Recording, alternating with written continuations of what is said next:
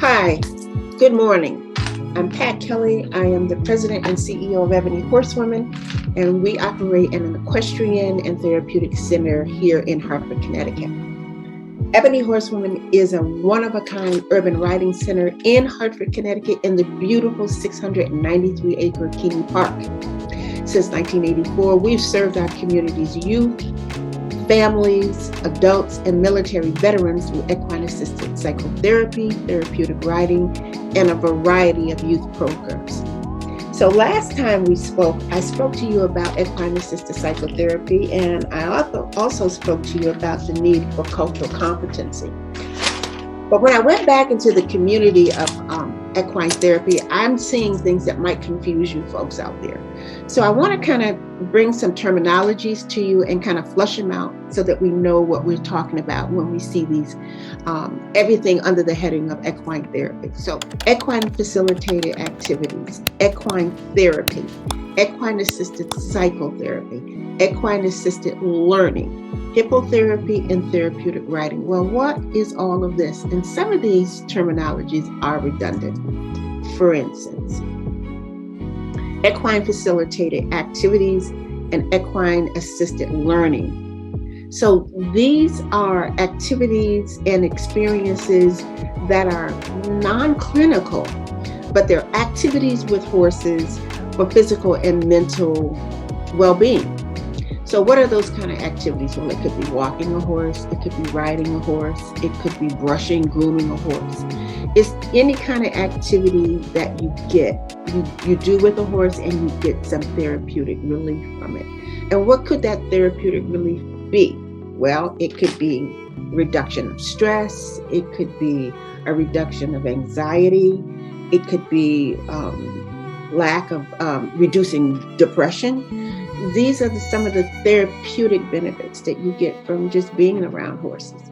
So these are kind of like in the non-licensed areas. They can be provided by experienced equestrians, farms that have horses on them. You don't need necessarily a licensed professional to produce or to offer these services.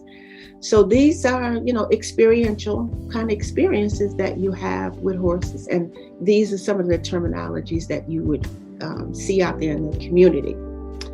Some of the clinical and licensed services out there would be equine-assisted psychotherapy. It would also be hippotherapy. And hippotherapy is generally used as occupational therapy. Occupational therapy, physical and speech therapy. And now you do need a professional for that.